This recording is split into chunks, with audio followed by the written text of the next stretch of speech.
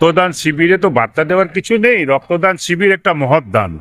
কেন রক্তদান অন্য অন্য দানের তুলনায় রক্তদানকে আমরা মহৎ দান বলি, যেহেতু রক্তদান তোমার যারা করে তারা নিঃস্বার্থভাবে করে, জানে নাকি আমার রক্তটা কোন মানুষের শরীরে যাবে, সেই মানুষ সুস্থ হয়ে উঠবে। তাই রক্তদানকে আমরা মহৎ দান বলি। এবং এই দুর্গাবাড়ি উন্নয়ন পরিষদের সদস্যরা এই রক্তদান শিবির করছেন, তার জন্য তাদেরকে অনেক অনেক শুভেচ্ছা রইল। কেন সামনে পুজো মরশুম আসছে, অনেক সংগঠনই তখন পুজোর সময় রক্তদান শিবির করে না।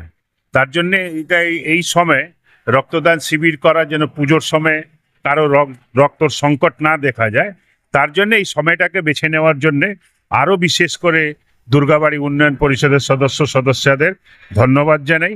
যারা রক্তদাতারা রক্ত দিচ্ছেন তাদেরকেও অনেক অনেক শুভেচ্ছা জানাই।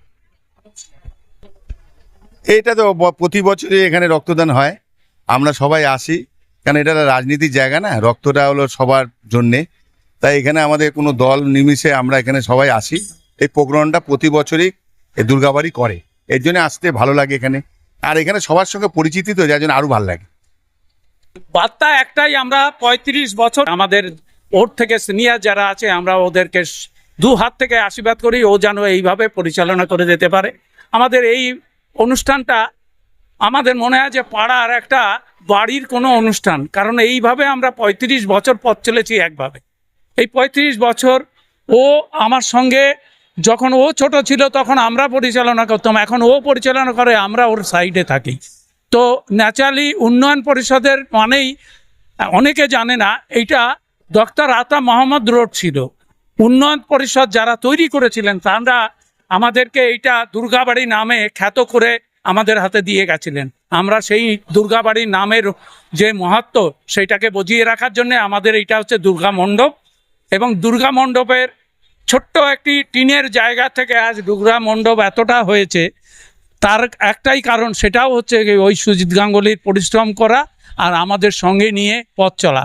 এই জন্যে এই পথটা খুব মসৃণ ছিল না, সেই পথটাকে ও আমাদেরকে সবাইকে সঙ্গে নিয়ে সুন্দরভাবে একটা মন্দির উপহার দিয়েছে। এই জায়গার পর যেভাবে সুন্দরভাবে ও রক্ষণাবেক্ষণ করে, আমি দীর্ঘজীবী ওর কামনা করি, ওর সুস্থ থাকুক এবং কোনো অশুভ শক্তি যাতে ওকে ছায়ায় না ফেলে, ওর কাঁধে যেন না চড়ে। আমরা ওদের সঙ্গে আছি, ওর সঙ্গে দীর্ঘদিন থাকার চেষ্টা করব।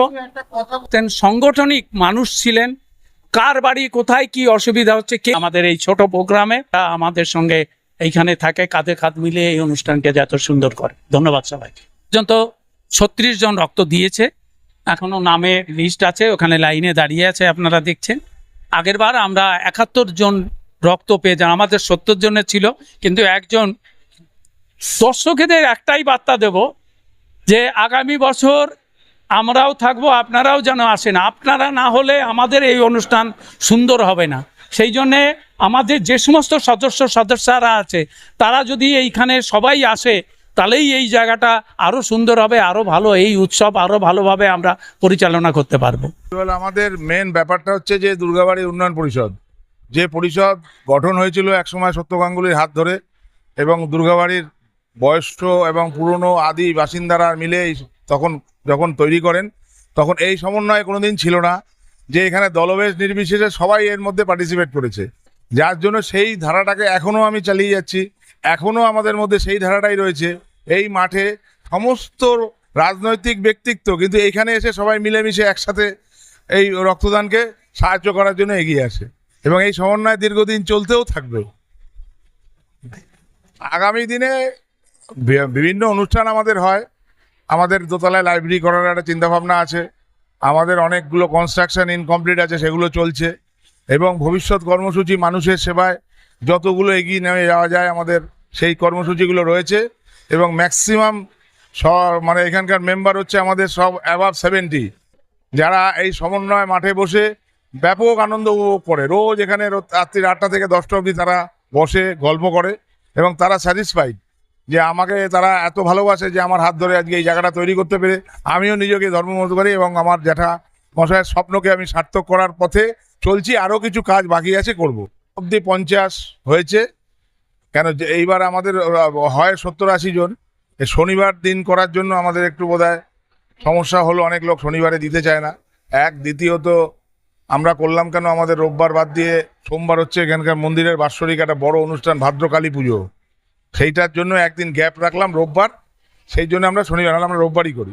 সেই জন্য আবার আসছে, ধীরে ধীরে চলছে, হয়তো এটা 60-এ গিয়ে দাঁড়াবে, বা হেডের নয়, আবাল বিদ্যা বনিতা সবাই আসছে, রক্ত দিচ্ছে। হ্যাঁ, দর্শকদের যারা এসছেন তাদের কাছে আমি কৃতজ্ঞ, তারা আজকে আমার পাশে এসে দাঁড়িয়েছেন, তাদের কাছে আমি সারা জীবন কৃতজ্ঞ থাকবো। এরকমভাবে সহযোগিতা করলে আমরা দুর্গাবাড়ির বুকে আরও বড় অনুষ্ঠান করতে পারবো, আরও ভালো লোক নিয়ে আসতে পারবো, সবার সাহায্য পাবো। দেখেছেন chairman, vice chairman, Tapas Majumdar, Dulal Deb সবাই আমার সাথে আছে, তাদের সাহায্য, তাদের ভালোবাসা নিয়ে আমি এগিয়ে যাচ্ছি। আমি কিছুই বার্তা দেব না, কারণ এখানে বলার কিছুই নাই। হরিন্দর সিং আমাদের মিউনিসিপ্যালিটির চেয়ারম্যান, তোমরা জানোই, তারপরে ভাইস চেয়ারম্যান বরুণ নট্ট, আর যারা পৌরসভার পৌর পিতা মাতা আছে, তারা যা বলেছে তার উপরে তো আমি কিছু বলার নাই, কারণ আমি নিমিত্ত মাত্র। আমার হাজবেন্ড গুটুল গাঙ্গুলি, যার ভালো নাম সুজিত গাঙ্গুলি, তা দুলালদা যেটা বললো যে সুজিত গাঙ্গুলি সব করছে, সব কিছু মানে এই সমস্ত কিছুর তত্ত্বাবধানে সুজিত গাঙ্গুলি আছে, আমি সেটা বলবো না। কারণ সুজিত গাঙ্গুলির পেছনে যদি দুলালদেব মহাশয়, এমনকি আমাদের এখানে যারা বয়স্ক আছে, তারা যদি না থাকতো, আজকে গুটুল গাঙ্গুলি কিছুই করতে পারতো না, সেটাই বলবো।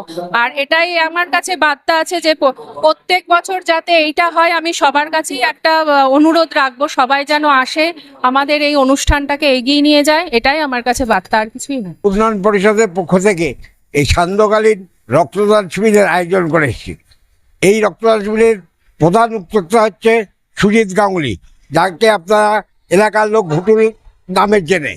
এছাড়াও তার সাথে আমাদের ক্লাবের মহিলা সদস্যা এবং পুরুষ সদস্যরা সমানভাবে সহযোগিতা করেই আজকে এই রক্তদান শিবিরকে সম্পন্ন করতে সাহায্য করেছে।